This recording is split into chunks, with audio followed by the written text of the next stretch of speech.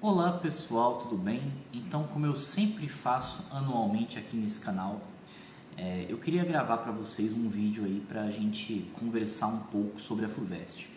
Eu sei que você vestibulando que está vendo esse vídeo, muito possivelmente está com os ânimos à flor da pele, né? Porque o vestibular ele é muito complicado, né? E às vezes pode parecer injusto a situação, né? Eu sei que várias coisas passam na cabeça de você, por exemplo, e se eu acordar doente, né?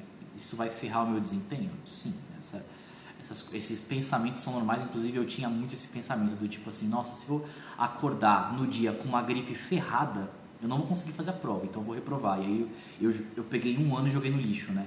Então, coisas assim que acabam passando pela nossa cabeça, né? Ah, tem um, tem um livro, tem uma série de livros que eu gosto muito deles. Eu leio com uma certa frequência porque são livros assim muito curtinhos, que é do professor Pierre Luigi. Cadê? Deixa eu ver aqui. Vou até pesquisar aqui rapidinho. É do professor Pierluigi Piazzi, né? Foi esse professor que escreveu esses livros, né? E aí são 4 livros, eu tenho os 4 que eu comprei a série completa, que são livros que eles falam sobre o processo de aprendizado. E todos eles levam inteligência no título. E aí um dos 4 livros é Inteligência para Concursos, que ele ensinaria como se preparar para concursos em geral, né?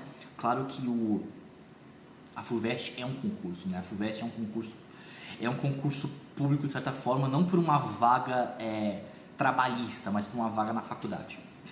E é interessante porque ele comenta nesse livro aí, né, que ele fala o seguinte: você ir bem numa prova, né, seria sua obrigação. Então você tem a obrigação de estudar e ir bem, né? Se aquela sua obrigação é estudar para você passar aquilo seria sua obrigação. Agora, você passar num concurso não é a sua obrigação no seguinte sentido, que não depende pura e exclusivamente de você. Claro, se você tirar 10 na FUVEST você vai passar, né? Ninguém tira 10 na FUVEST, mas se você tirar 10 na FUVEST você vai passar. A questão a FUVEST depende de outros candidatos, né? Então, por melhor que você vá, claro, respeitando as suas questões adversas, né? Algum candidato pode ir melhor do que você, já que ninguém tira 10, né? Então, o problema do vestibular é esse, é a concorrência, né? É você pensar. Isso às vezes até dá uma certa, pode dar uma certa preocupação na cabeça de vocês, porque você pega aí, por exemplo, e a FUVEST divulga, né? No vídeo passado, eu falei para vocês sobre a relação candidato-vaga de cada curso. E aí a FUVEST divulga, olha, esse ano a relação candidato-vaga de medicina, o clássico caso, né, foi 90. Aí você pensa, meu Deus, quer dizer então que eu preciso eliminar 89 pessoas para poder conseguir uma vaga, né, estatisticamente falando? E sim, esses números eles são assustadores, né? Claro, a gente entende que desses X candidatos que estão prestando aquela carreira, aquele curso, sempre tem alguns que estão muito pouco preparados, né? Bem pouco preparados. Então esses candidatos eles são eliminados com uma certa facilidade. Mas mesmo assim existem candidatos bons, né, que estarão prestando o vestibular. E é claro que isso assusta a gente, né? Até porque, e eu falo isso aí, já falei em vários vídeos, né? É meio que uma progressão natural. Então vocês estão vindo aí de uma crescente progressão acadêmica na vida de vocês, né? Eu imagino que a maioria de vocês, salvo raras exceções, nunca reprovaram nenhum ano no colégio, então vocês fizeram lá, sei lá, educação infantil, ensino fundamental, ensino médio, e agora vocês estão aí nessa barreira que é o vestibular para entrar na faculdade, né?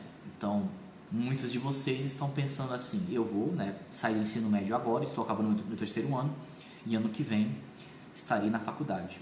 E espero que sim, né? A gente torce para que isso aconteça, né? Eu espero que todos vocês sejam muito felizes sendo aprovados nos cursos que vocês têm interesse. A questão aqui, e inclusive logo no começo do canal eu comentei isso, né? Estatisticamente falando, a conta não fecha, né? Estatisticamente falando, a gente tem muito mais candidatos do que vagas no ensino superior público. E isso é uma pena, né? Infelizmente a gente não consegue absorver a quantidade elevada de pessoas que querem algum curso em alguma faculdade no ensino superior público, tá? E aí, por conta disso, muitas pessoas anualmente não são aprovadas no vestibular. E aí vocês vão falar assim: pô, Felipe, você está me deprimindo agora. Na verdade, não é esse o foco desse vídeo, né? Uma coisa que, por mais que eu já falei várias vezes em vários vídeos, como sempre tem gente nova, as pessoas não sabem, eu não passei no vestibular direto, tá? Eu não passei direto na FUVEST. Eu não passei direto na FUVEST, aí eu fiz um ano de cursinho, eu passei só na Unesp, eu não passei na FUVEST de novo. Eu queria a USP, né? Mas eu prestava USP, Unicamp e Unesp. Também fazia o Enem, mas naquela época não tinha o ingresso via Enem e USP, então o Enem era pro SISU, e o SISU não me importava, eu não me interessava pelo SISU, tá? Então, eu queria muito a USP, né? Então, eu prestava o vestibular da USP, da Unicamp e da Unesp, tá? Então, eu saí do ensino médio, eu não passei em nenhuma das três, aí eu fiz um ano de cursinho, eu passei na Unesp. Acabei indo para lá, mas não me agradou as condições de lá, e também porque eu não sei se as coisas mudaram, acho que sim, mas não tenho certeza. Enfim, naquela época não tinha engenharia da computação na Unesp, só tinha engenharia elétrica. Então eu passei na engenharia elétrica e não gostei do curso, tá? Isso fez com que eu desistisse da Unesp. E aí eu fiquei um ano, quer dizer, menos de um ano, porque eu cheguei a fazer o curso lá na Unesp, né, parte do curso.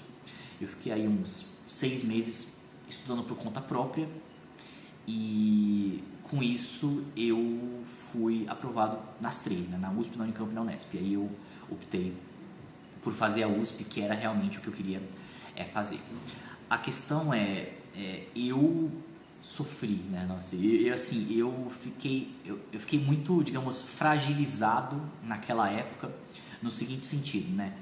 De novo, a gente vem de uma crescente acadêmica, então meio que hoje em dia eu sinto que isso mudou um pouco, mas meio que é esperado você acabar o ensino médio e já começar a faculdade. Esse não foi o meu caso. E aí, mesmo eu com um ano de cursinho, eu não consegui naquela época entrar na engenharia da computação. Então eu fiquei mais preocupado ainda, né? E é claro, cada ano é um ano. E cada ano, pra mim, né? O que eu vou falar agora, eu tô falando com base no que eu vivi, né? Provavelmente vocês vão se enxergar nessa situação. Eu tinha aquele medo de, se eu não passar esse ano, é um ano perdido. E se eu não passar esse ano, e não passar ano que vem, e não passar nunca, ficar sempre sem conseguir passar, né? Então, aquele medo, aquela preocupação era real para mim. E mesmo quando eu entrei aqui na USP, né, aqui na Poli, claro, eu fiquei muito feliz por ter entrado, mas quando eu entrei eu me sentia muito diminuído, tá? No seguinte sentido: na minha cabeça eu era o mais velho da sala, todo mundo entrava direto, né? E eu era um dos poucos, se não o único, que demorou 2 anos para entrar no curso. Porque assim, a gente fala de idade, pessoal, tradicionalmente existem cursos onde você tem uma população de alunos mais velhos. Geralmente são cursos menos concorridos. Por quê? Porque nesses casos, se a pessoa ela é mais velha, ela pode trabalhar e consegue conciliar trabalho com estudar para a FUVEST. No caso de engenharias, aqui na Poli, é raro você ter, por exemplo, gente 30 a mais. É possível? Mas é raro, tá?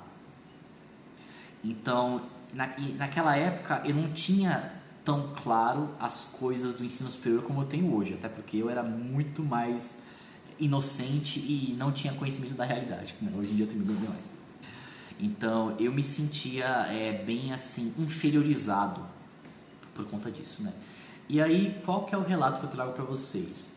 Que isso tudo foi uma grande besteira, tá? Tudo bem, hoje em dia eu vejo que eu me formei 2 anos depois do que boa parte da população brasileira que entra direto no ensino superior. E daí, sabe?